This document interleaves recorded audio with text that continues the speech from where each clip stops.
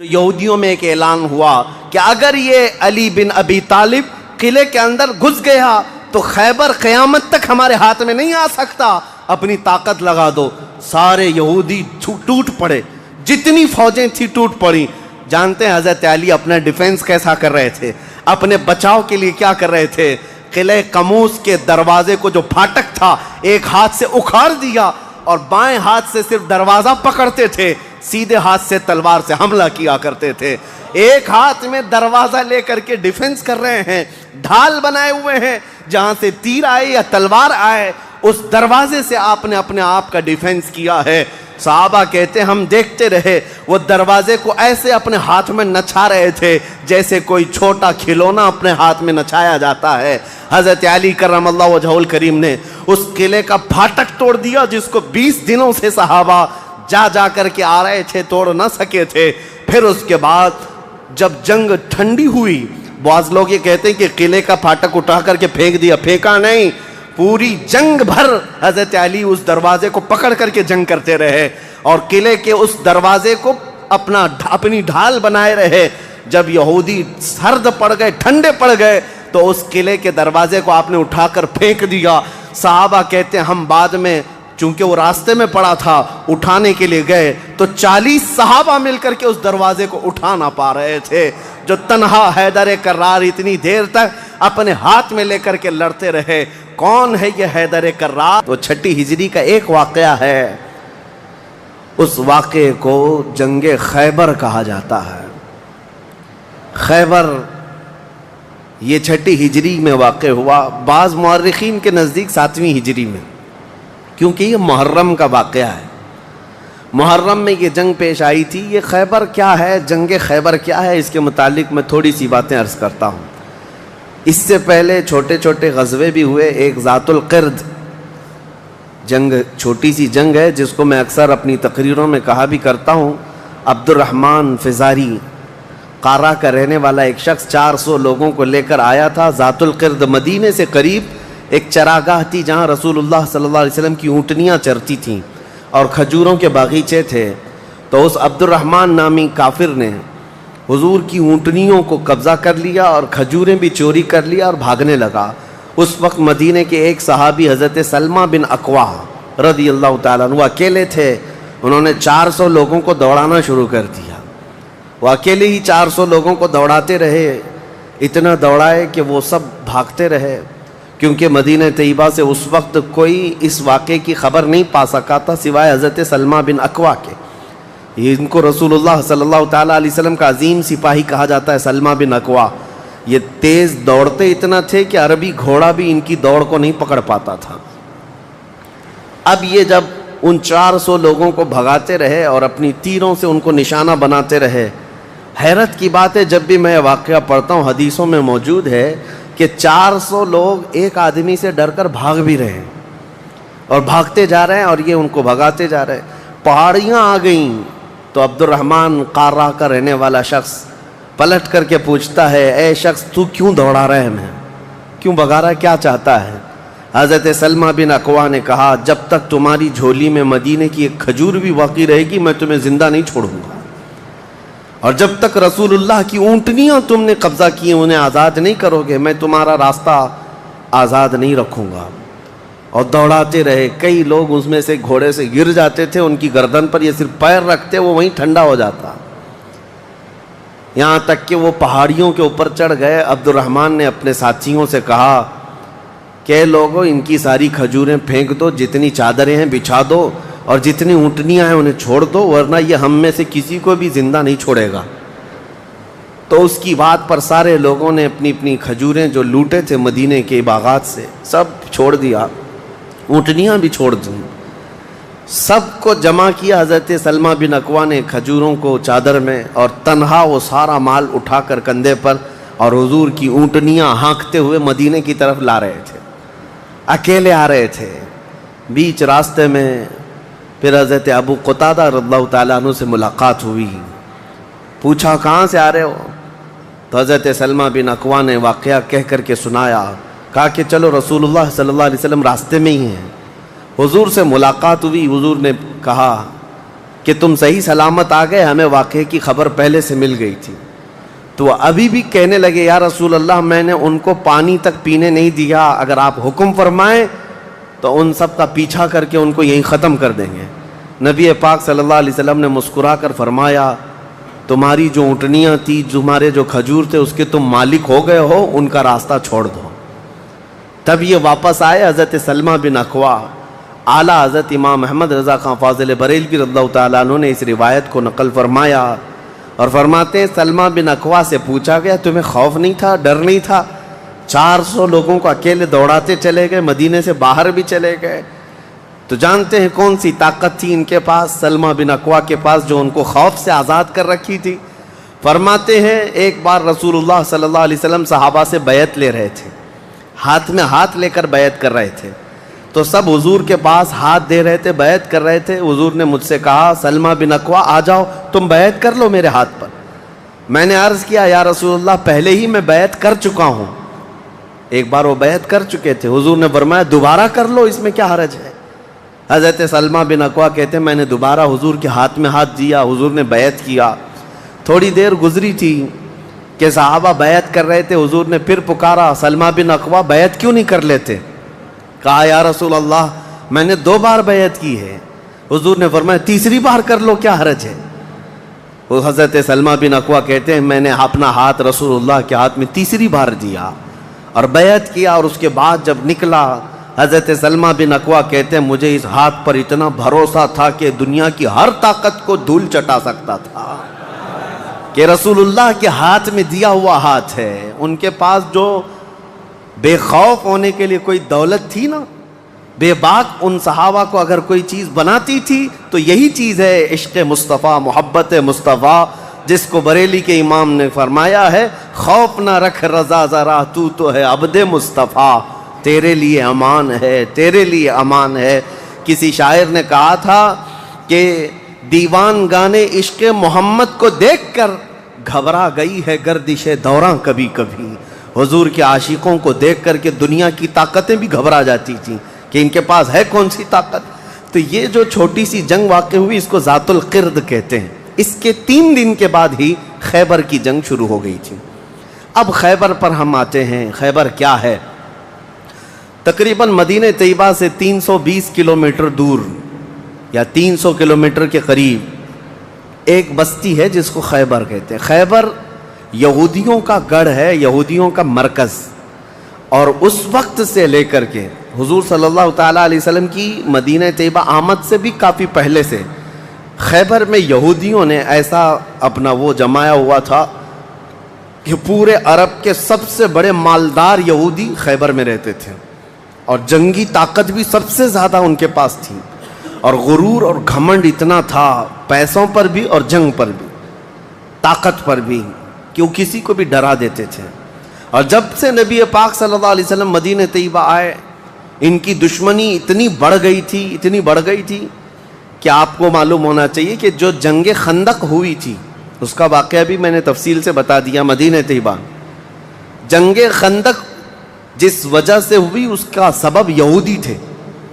یہودیوں نے مکہ کے کافروں کو, مشرکوں کو, نجد کے کافروں کو, سب کو جمع کیا تھا اور پانی کی طرح پیسہ بہایا تھا. جنگ میں 12,000 لوگوں کو رسول اللہ کے خلاف اکٹھا کیا تھا یہودیوں نے.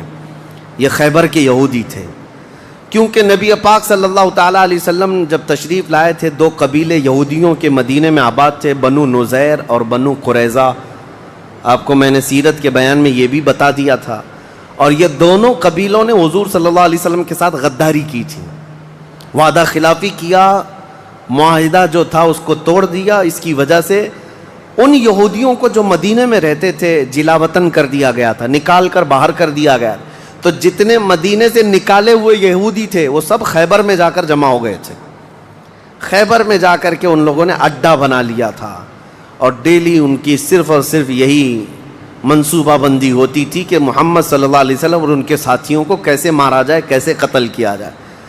کوئی بھی دور دراز سے اگر چھوٹی سی دشمنی رکھتا تھا رسول اللہ سے تو یہ یہودی خیبر کے پورا کا پورا مال ان کے پاس بھیجتے اور ان کو کھڑا کرتے کہ تم جاؤ, ہم سپورٹ میں ہیں, ہم سپورٹ کریں گے. ساری جنگوں میں مشرکوں کا سپورٹ کرتے تھے.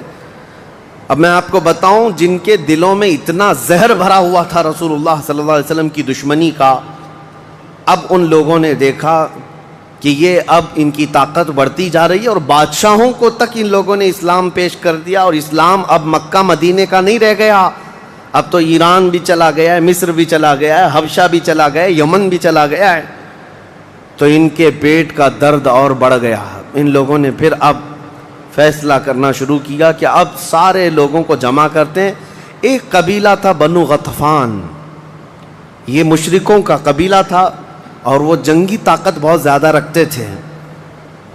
اس وقت عرب میں وہ نڈر مانے جاتے تھے۔ یہودیوں نے ان کو بلا کر کے جنگ کا پلان کیا کہ مدینے پر اچانک چڑھائی کریں گے اور تہس نہس کر کے رکھ دیں گے، کسی کو خبر بھی نہ ہو، پورے مدینے کی اینٹ سے اینٹ بجا دیں گے۔ انہوں نے پلان کیا راتوں رات، لیکن مخبر صادق رسول اللہ صلی اللہ تعالیٰ علیہ وسلم کا حال یہ ہے، اور کوئی غیب کیا تم سے نہاں ہو بھلا۔ نبی پاک صلی اللہ تعالیٰ علیہ وسلم کو خبر ہوئی کہ یہودیوں نے میٹنگ کی ہے اور راتوں رات مدینے پر چڑھائی کرنے والے ہیں۔ دوسرے دن حضور پاک صلی اللہ تعالیٰ علیہ وسلم نے صحابہ کو جمع کیا، تو جتنے صحابہ تھے سب جمع ہو گئے، تقریباً 1600 صحابہ تھے۔ کتنے؟ 1600 صحابہ۔ 1600 صحابہ مدینہ طیبہ سے نکل پڑے حضور کے ساتھ کہ ان یہودیوں کو خیبر سے نکلنے سے پہلے ان کا راستہ ہم روکیں گے کہ مدینے پر کوئی بھی چڑھائی نہ کر سکے۔ جب رسول اللہ صلی اللہ علیہ وسلم صحابہ کو لے کر چل پڑے، چال الٹی پڑ گئی۔ یہودیوں نے یہ سوچا تھا کہ مدینے پر اچانک حملہ ہوگا، کسی کو کانوں کان خبر نہیں ہوگی، لیکن ایسا ہوا کہ 8 دن کے بعد اچانک حضور خیبر پہنچ گئے، ان کو کانوں کان خبر بھی نہیں ہوئی۔ نبی پاک صلی اللہ تعالیٰ علیہ وسلم صحابہ کے ساتھ جب پہنچے، صبح ہو رہی تھی، خیبر کی وادیوں میں حضور داخل ہو رہے تھے، تو یہودی اپنے اپنے کھیتوں میں کام کرنے کے لیے جا رہے تھے۔ جیسے ہی مدینے کی فوج کو دیکھا، ہیبت طاری ہو گئی، الٹے قدم اپنے قلعوں میں واپس بھاگتے رہ گئے اور چیخ مارتے رہ گئے کہ محمد بھی آئے ہیں اور مسلمان بھی آئے ہیں۔ حضور صلی اللہ علیہ وسلم نے ان کی چیخ و پکار کو سنا تو ایک جملہ فرمایا۔ حضور صلی اللہ علیہ وسلم فرماتے ہیں، جن کافروں کی وادی میں ہم اتر پڑے ان کی صبح خراب ہو ہی جاتی ہے، اور یہ خیبر اب برباد ہوگا۔ حضور کے الفاظ تھے، جملہ نکلا۔ صحابہ کرام اتنی جوش سے نعرہ لگا رہے تھے کہ یہودیوں کے سارے قلعے صحابہ کی آواز سے گونجنے لگ گئے۔ خیبر میں 8 قلعے تھے، 8 مشہور قلعے۔ انہوں نے بہت مشہور اس وقت کی طاقتور یعنی عمارتیں ایسی بنا رکھی تھیں کہ ان کا یقین تھا کہ کوئی ان قلعوں کو توڑ نہیں سکے گا۔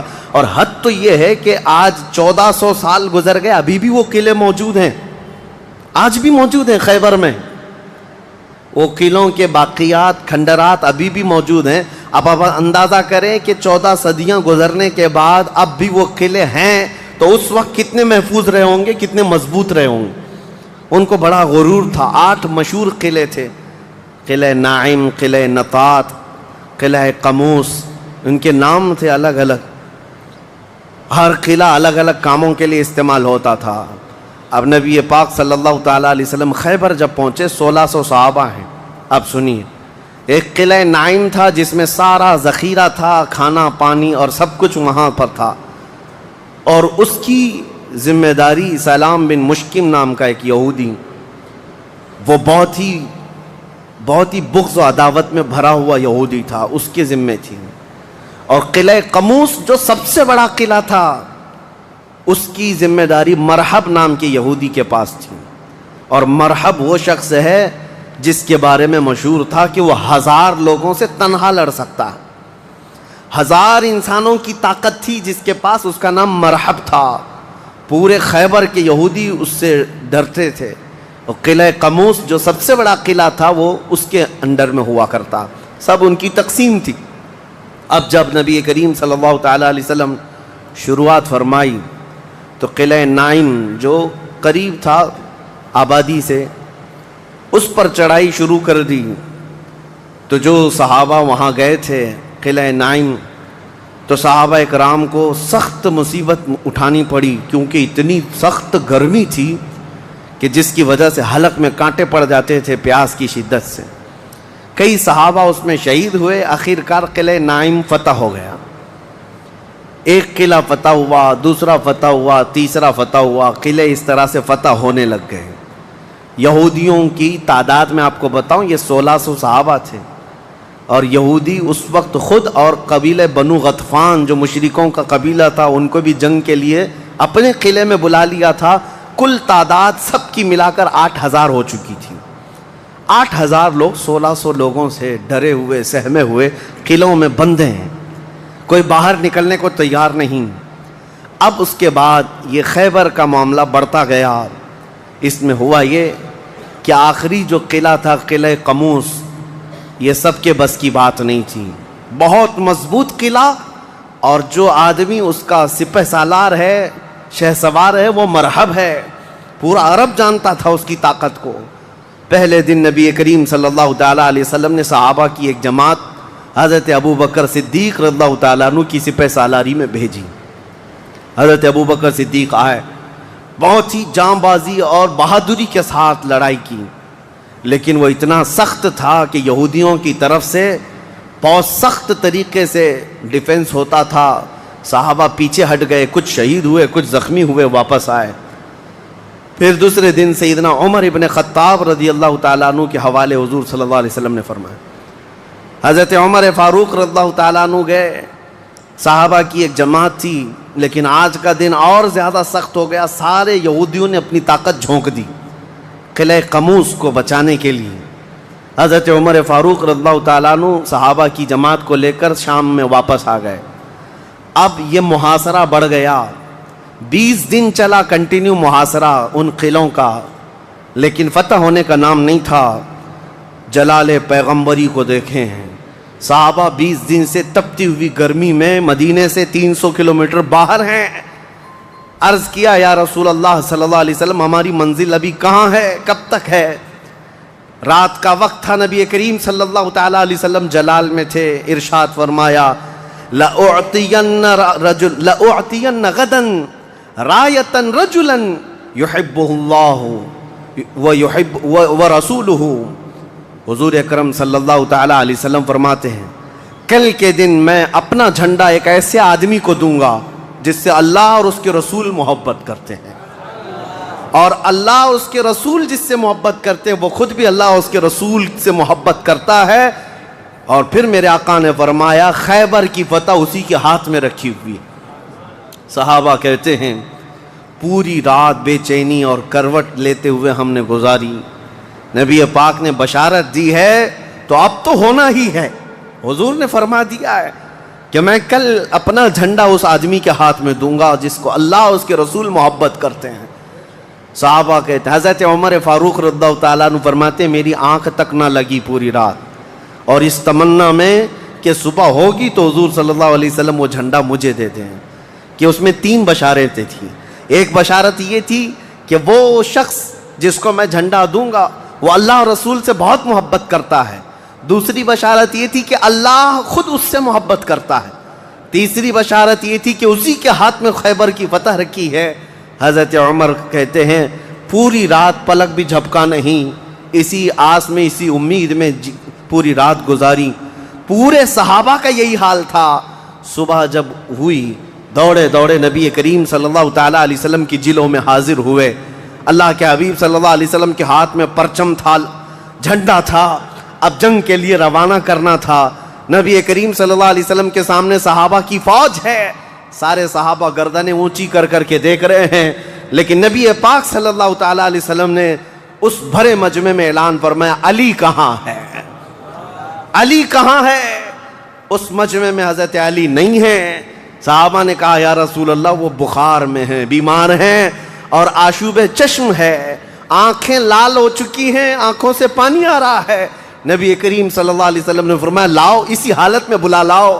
صحابہ گئے, حضرت علی کو بلا لائے. بخار کی حالت میں ہیں, آنکھوں میں آشوب ہے, سرخی آ چکی ہے. نبی کریم صلی اللہ علیہ وسلم نے قریب بلایا, اپنا لعاب پاک نکال کر ان کی آنکھوں میں لگایا. حضرت علی فرماتے ہیں مجھے ایسا لگا کبھی آنکھوں میں کوئی مرض آیا ہی نہیں تھا, بخار بھی نہیں تھا. نبی کریم صلی اللہ تعالیٰ علیہ وسلم نے اپنے ہاتھ میں موجود پرچم حیدر کرار کے ہاتھ میں دیا، کہا جاؤ علی تمہارے ہاتھ میں اللہ نے فتح رکھی ہے۔ میرے عزیزو، ایک بات میں آپ کو بتا دوں کہ یہ کیا معاملہ ہے۔ جب رسول کریم صلی اللہ تعالیٰ علیہ وسلم کو یہ معلوم ہے کہ حضرت علی کے ہاتھ میں ہی یہ جنگ فتح ہونی ہے، تو پہلے دن کسی اور کو کیوں بھیجا، دوسرے دن اور صحابی کو بھیجا؟ یہ 20 دن کا محاصرہ کس بات کا تھا؟ یہ سارے معاملات کس لیے تھے؟ ایک بات یاد رکھیں، فتح اسلام کے حق میں ہے اور غالب اسلام ہو کر رہے گا، لیکن قدرت کا قانون یہ ہے، جیسے معراج میں بھی آپ کو معلوم ہے نمازیں تو 5 ہی ہونی تھی، لیکن 9 مرتبہ حضور صلی اللہ علیہ وسلم کو آنا جانا کیوں رکھا گیا؟ خدا کی قدرت کا قانون یہ ہے کہ پہلے اسباب کی طرف دیکھو، بعد میں اسباب کا خالق خود تمہارے لیے راستے پیدا فرمائے گا۔ جنگ تو فتح ہونی ہی ہے، لیکن تمہیں اسٹرگل کرنا پڑے گا، میدان میں مشکلیں اٹھانی پڑیں گی، بعد میں فتح تو تمہارے ہاتھ میں اللہ نے دی ہے۔ حضرت علی کرم اللہ وجہہ الکریم اپنے ہاتھ میں پرچم لے کر کے جب قلعہ قموس کی طرف بڑھتے ہیں، جانتے ہیں وہ تاریخ کا وہ عظیم دن ہے، محرم کی غالباً 9ویں تاریخ ہے۔ میں نے شروع میں ہی کہا کہ یہ ایک تاریخ کا ایسا حصہ ہے جس سے ساری باتیں آگے کی فتوحات جڑی ہوئی ہیں۔ کیوں میں آپ کو بتاتا ہوں، حضرت علی جس انداز سے جا رہے تھے اس وقت لوگوں کے اندر ہیبت طاری تھی، صحابہ آپ کے ساتھ تھے۔ جیسے ہی قلعہ قموس کے پاس گئے، سیدھے حضرت علی کرم اللہ وجہہ الکریم نے للکار کر کے مرحب یہودی کو بلایا کہ باہر آ جا اپنے قلعے سے اور مجھ سے مقابلہ کر۔ وہ ہاتھی کی طرح سے ڈیل ڈول رکھتا تھا اور خرامہ خرامہ سامنے آیا اور للکار کر کے کہنے لگا قد علمت خیبر انی مرحب شاک السلاح مجرب، تمہیں معلوم ہے پورا خیبر مجھے جانتا ہے کہ میں مرحب ہوں۔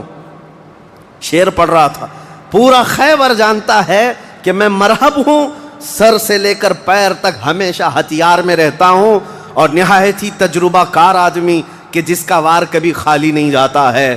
اس کے جواب میں مولا علی کرم اللہ وجہہ الکریم فرماتے ہیں انا الذی سمتنی امی حیدرا کلیث غابات کریہ المنظرا، تجھے پتا ہے میری ماں نے ہی میرا نام حیدر رکھا ہے۔ حیدر کا مطلب ہوتا ہے شیر، میری ماں نے میرا نام حیدر رکھا ہے، کلیث غابات کریہ المنظرا، ہیبت ناک شیر جب بھوک کی وجہ سے کچھار میں دہاڑتا ہے اس کو حیدر کہا جاتا ہے۔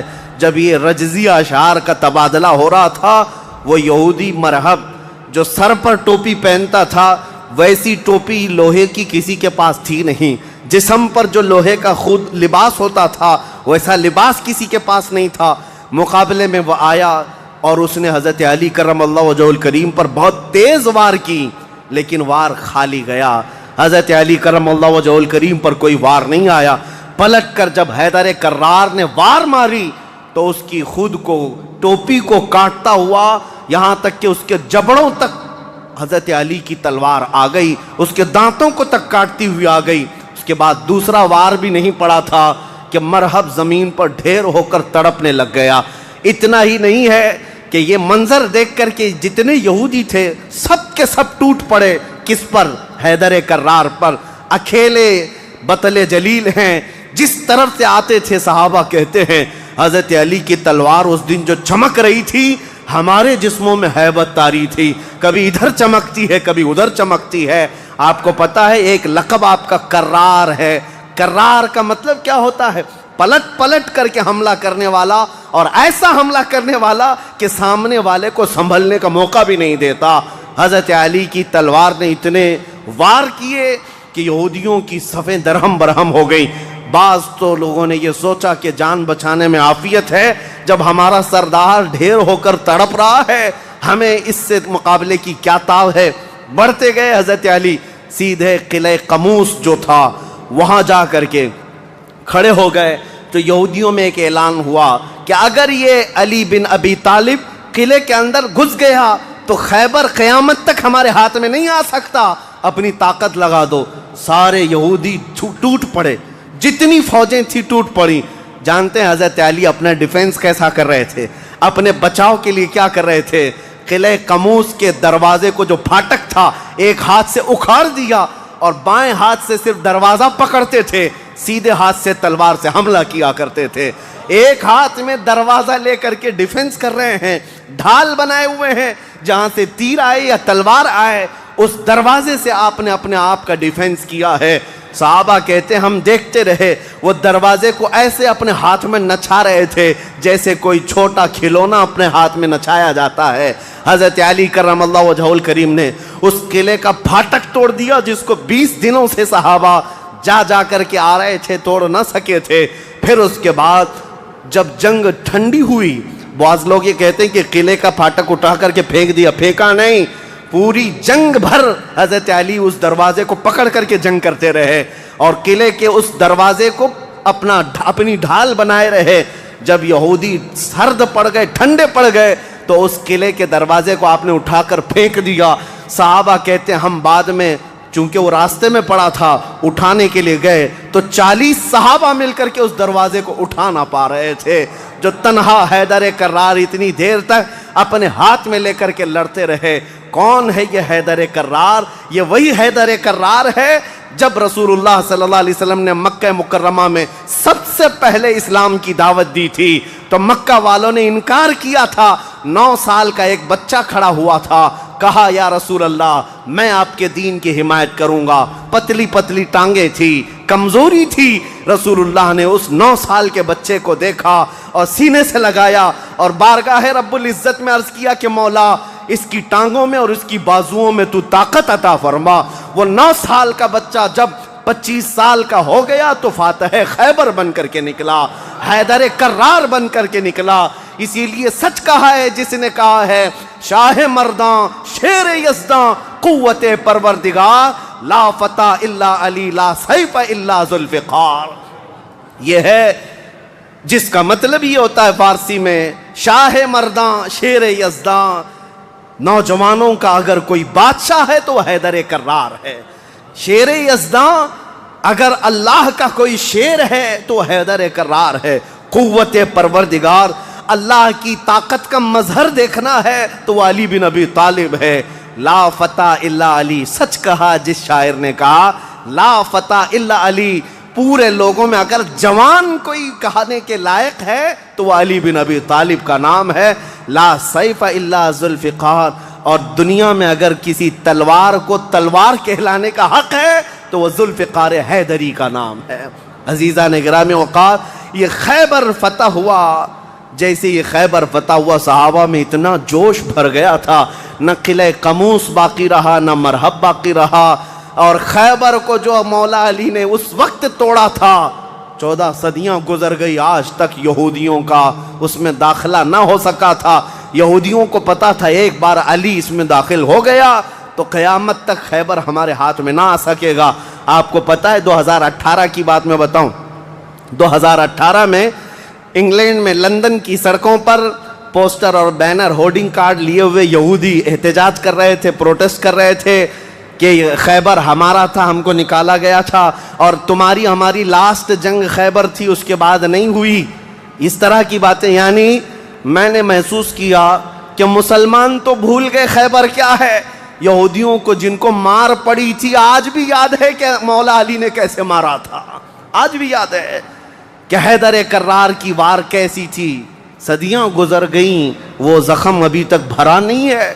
اسی لیے میرے عزیزو، آپ کو دیکھنا چاہیے کہ گریٹر اسرائیل کا نقشہ جو انہوں نے بنایا ہے، اسرائیل جو آج فلسطین کے حصے میں زبردستی قبضہ کیا ہوا ایک چھوٹا سا ملک، ناجائز قبضہ، انہوں نے جو اپنے خوابوں کا ایک نقشہ بنایا ہے کہ اسرائیل کہاں تک ہوگا، انٹرنیٹ پر دیکھیں گے تو آپ محسوس کریں گے انہوں نے گریٹر اسرائیل کا نقشہ جو بنایا اس میں خیبر بھی شامل کیا ہے کہ خیبر تک، مدینے کی وادیوں تک ان کو اسرائیل بنانا ہے۔ جہاں سے ہم نکلے تھے وہاں واپس آئیں گے، لیکن انشاءاللہ العزیز ایسا کبھی نہیں ہوگا۔ مولا علی کرم اللہ وجہہ الکریم کی وار جو پڑی تھی وہ قیامت تک تازہ رہے گی انشاءاللہ۔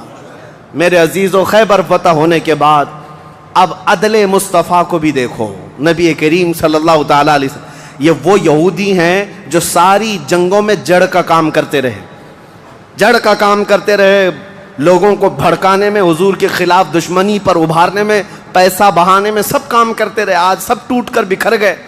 نبی کریم صلی اللہ تعالیٰ علیہ وسلم کو اب کیا کرنا تھا؟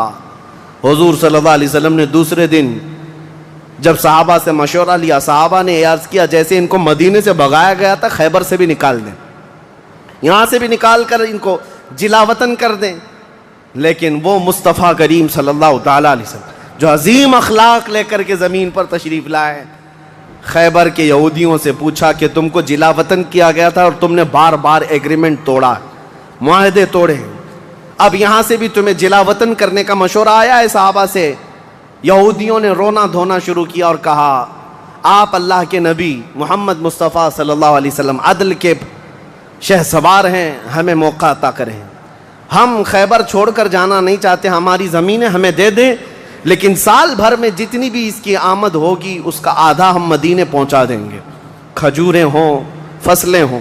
نبی کریم صلی اللہ تعالیٰ علیہ وسلم نے سب کو معاف کر دیا، خیبر ان کے حوالے کر دیا، اور پھر وہ آدھا حصہ مدینہ طیبہ ہر سال دینے کے لیے راضی ہو گئے، اور اس پر حضور صلی اللہ علیہ وسلم نے فیصلہ فرما لیا۔ اب اتنی بات نہیں، حضرت عبداللہ بن رواحہ رضی اللہ تعالیٰ عنہ ہر سال جب یہ خیبر آتے یا ایک دوسرے صحابی یہ آدھا حصہ لینے کے لیے آتے تھے تو پورے خیبر کے یہودی مال جمع کرتے، اس میں آدھا آدھا حضرت عبداللہ فرما دیتے، اور اس کے بعد یہ نہیں ہے کہ لے کر کے نکل جاتے، سارے یہودیوں کو جمع کرتے، کہا میں نے پورے مال کا آدھا آدھا کیا ہے، ان میں سے جو حصہ تمہیں پسند ہے وہ رکھ لو، باقی مدینے بھیج دو۔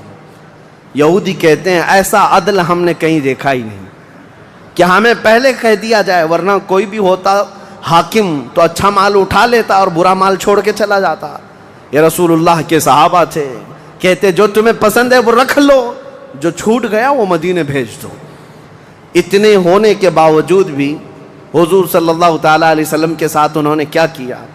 حضور 3 دن کے بعد خیبر سے نکل رہے تھے، زینب نام کی ایک خاتون تھی جس کا شوہر قتل ہو گیا تھا، وہ حضور صلی اللہ تعالیٰ علیہ وسلم کے پاس بڑی محبت لے کر کے آئی، بہت محبت کے ساتھ، اور یوں کہا کہ میں آپ کی پیروکار ہوں، بڑی مشتاق تھی آپ کے دیکھنے کی، آپ میرے گھر تشریف لائیں۔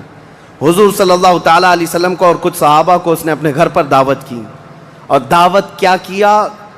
کھانے میں اور گوشت میں نہایت ہی خطرناک زہر ملایا اور حضور صلی اللہ تعالیٰ علیہ وسلم کو زہر دیا۔ جو صحابہ موجود تھے حضور صلی اللہ علیہ وسلم کے ساتھ دعوت میں، جیسی حضور نے پہلا لقمہ اٹھایا، جو گوشت کی بوٹی تھی یا جو لقمہ تھا وہی بول پڑا رسول اللہ صلی اللہ علیہ وسلم کہ مجھ میں زہر ملا ہوا ہے۔ نبی کریم صلی اللہ تعالیٰ علیہ وسلم نے ابھی اپنی زبان پر لگایا ہی تھا، نکال کر پھینک دیا، لیکن دوسرے ایک صحابی حضور سے پہلے پیٹ بھر کر کھا چکے تھے اور وہ زہر کے اثر سے فوراً ہی شہید ہو گئے۔ یہ یہودیوں نے حضور کے معافی کے بعد، اعلان کے بعد پھر بھی یہ ہرزہ سرائیاں، یہ سارے کام کرتے رہے اور آج تک کرتے آئے ہیں۔ آج تک نبی کریم صلی اللہ تعالیٰ علیہ وسلم نے اس کے باوجود معلوم ہونے کے بعد یہودیوں کو بلایا کہ اس خاتون کا کیا کیا جائے۔ اس نے اقرار کر لیا، کہا کہ ہاں ہم نے زہر ملایا تھا۔ کہا کیوں؟ کہا ہم یہ دیکھ رہے تھے اگر آپ اللہ کے سچے رسول ہیں تو آپ کو خبر ہو جائے گی، ورنہ ہم کو آپ سے نجات مل جائے گی، ہم بچ جائیں گے، آپ زہر سے ختم ہو جائیں گے۔ نبی کریم صلی اللہ تعالیٰ علیہ وسلم تو زہر کے اثر سے کچھ نہیں ہوا اور حضور بچے اس زہر سے، لیکن ان یہودیوں میں سے کوئی بھی اسلام کی طرف آیا بھی نہیں۔ نبی کریم صلی اللہ تعالیٰ علیہ وسلم نے اس خاتون سے بدلہ نہیں لیا، اسے معاف کر دیا۔ اپنی ذات کے لیے حضور نے کبھی بدلہ لیا ہی نہیں، اسے چھوڑ دیا اور پھر وہاں سے نکل پڑے۔ یہ زہر کا جو اثر تھا پوری زندگی بھر رسول کریم صلی اللہ تعالیٰ علیہ وسلم کے تالو پر، سر پر اثر لگا رہا، جلن ہوتی تھی، تھوڑا چکھا ہی تھا۔ اتنا خطرناک زہر یہ یہودیوں کے پاس ہوا کرتا کہ انہوں نے اپنے زہر سے کئی لوگوں کو مارا ہے۔ یہ یہودی ایسی قوم ہے جس پر اللہ تعالیٰ نے قرآن میں لعنت فرمائی، یوں ہی نہیں۔ بعض لوگوں کو لگتا ہے کہ بار بار اس ٹاپک پر کیوں ہیں؟ ارے میاں ہم ہر نماز میں یہ کہتے ہیں غیر المغضوب علیہم ولا الضالین، سورہ فاتحہ کے اخیر میں۔ المغضوب کا مطلب ہے جس پر اللہ کا غضب ہوا وہ قوم یہودیوں کی ہے۔ سورہ فاتحہ میں ہم اللہ کی بارگاہ میں پناہ مانگتے ہیں کہ اللہ جس قوم پر تیرا غضب نازل ہوا اس قوم سے ہمیں بچائے رکھ، ان کے راستے سے ہمیں بچائے رکھ۔ یہ اتنی خطرناک سازشی قوم ہے کہ آج پوری دنیا کو انہوں نے ہلا کر رکھا ہے، آج پوری دنیا کو کریڈٹ نظام پر لا کر رکھا ہے۔ یہ جتنے ورلڈ کے بڑی بڑی بینکیں ہیں انہوں نے اپنے ہاتھ میں رکھا ہے، سونے پر یہ اپنا قبضہ جمائے ہوئے ہیں۔ جیولری اس کو نام دیا گیا ہے، سونے چاندی کے تمام زیورات کو جانتے ہیں۔ اس کے ایک محقق نے کہا تھا جیوز، یہودی جیو کہلاتے ہیں، اور جیو سے انہوں نے جیولری کر دیا ہے کہ سونے چاندی کا حق صرف اور صرف جیوز کے پاس ہے، یعنی یہودیوں کے پاس، دوسرے کوئی اس کا حق نہیں رکھتے۔ اور یہ مال سونا چاندی ہی ہے جو پوری دنیا کی کرنسی کو اوپر نیچے کرتا ہے۔ یہ سارا نظام انہوں نے بنا رکھا ہے، دنیا کو قرضے دے دے کر کے ورلڈ بینک سے اپنا مقروض بنائے رکھا ہے، دنیا کو جنگوں کے ہتھیار خوب بیچتے ہیں، یہ سارے ہتھیار بناتے ہیں اور پورا بیچتے ہیں، اس کا کاروبار بھی کرتے ہیں۔ دنیا کی بڑی بڑی دوائیوں کی کمپنیاں بلکہ بایو ویپن کے طور پر استعمال کرتے ہیں، ڈرگ مافیا ہے، سب یہودیوں کے کنٹرول میں آج۔ اسی لیے میں آپ سے کہتا ہوں یہ اتنی شریر قوم ہے کہ اس سے ہمیشہ پناہ مانگتے رہو اللہ کی بارگاہ میں۔ اور اخیر میں آپ کو بتا دوں جب قیامت کے قریب حضرت عیسیٰ علیہ السلام آئیں گے اور وہ اس وقت دجال کو قتل کر رہے ہوں گے، اور دجال کی فوج میں 60,000 یہودی ہوں گے، 60,000 یہودی اس کے ساتھ جنگ لڑ رہے ہوں گے ایمان والوں کے ساتھ اس کی حمایت میں، اور حضرت عیسیٰ علیہ السلام کے ہاتھ سے قتل ہوں گے۔ تو حدیث پاک میں ہے کہ جہاں حضرت عیسیٰ علیہ السلام جائیں گے یا مسلمان جو عیسیٰ علیہ السلام کے ساتھ ہوں گے، ان مسلمانوں کو جو پتھر ہیں جگہ جگہ کے، وہ پتھر پکار کر کہیں گے یا مسلم ورائی یہودین اقتلہ، اے مسلمان میرے پیچھے ایک یہودی چھپا ہوا ہے، آجا اسے قتل کر دے۔ پتھر تک بولے گا کہ یہودی یہاں چھپا ہوا ہے۔ اس سے آپ اندازہ کریں یہ ایسی شریر قوم ہے جس سے پتھر بھی پناہ مانگتے ہیں۔